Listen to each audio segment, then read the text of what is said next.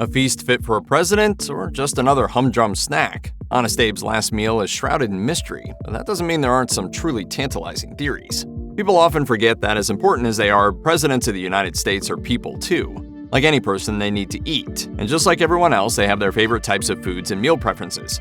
For example, Teddy Roosevelt loved his fried chicken with gravy, while Barack Obama satisfied his sweet tooth with sea-salted caramels. And the further back in time you go, the simpler presidential eating habits seem to become. In fact, one of America's most beloved and influential leaders, Abraham Lincoln, had pretty basic desires when it came to food. Among Lincoln's favorite dishes was reportedly chicken fricassee, or simmered chicken and hearty vegetables in a rich sauce. And that's about as fancy as Honest Abe got. As Lincoln's own private secretary John Hay stated, the pleasures of the table had few attractions for him. Although little attention is generally paid to the eating habits of other presidents, Lincoln's food preferences have been well scrutinized. That's due in part to the fact that Lincoln was the first United States president to be assassinated. Seek Semper Tyranny! Because of that, some have asked what was Lincoln's last meal. As it turns out, there's no consensus regarding what he ate before his death, but one historian has some guesses. Lincoln was said to treat food more as an energy source than a decadent indulgence. As such, his food choices generally were pretty straightforward: coffee, eggs, fruit, biscuits, milk, and so on. He also enjoyed meals that his wife prepared for him, like corned beef and cabbage. And while he had a tendency to keep things simple, he still had his favorites. For example, Lincoln once spoke of a particular fondness for corn cakes.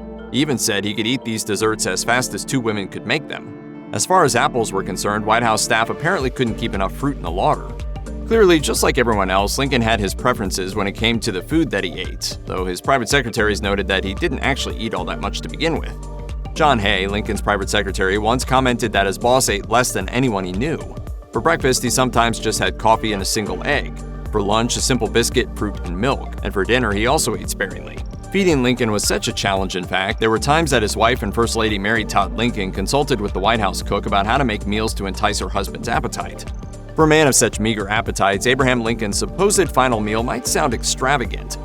In his book, Their Last Suppers, Legends of History and Their Final Meals, historian Andrew Caldwell posits a theory regarding the president's last meal, although he cites no sources to support it. Caldwell claims that before they left for the theater, Lincoln and his wife ate mock turtle soup, roast Virginia fowl with chestnut stuffing, baked yams, and cauliflower with a cheese sauce, which all sounds a lot fancier than Lincoln's typical appetites. The menu aside, we do know a few other details about Lincoln's last evening. Before he and his wife headed to the dinner table, he had apparently spent the time reading to his friends from a book. It's also believed that they only ate for about half an hour.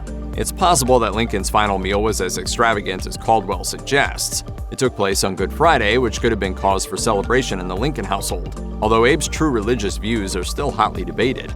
Meanwhile, author Edward Steers thinks it likely that Lincoln's final meal would have been more in line with his normal Spartan eating habits.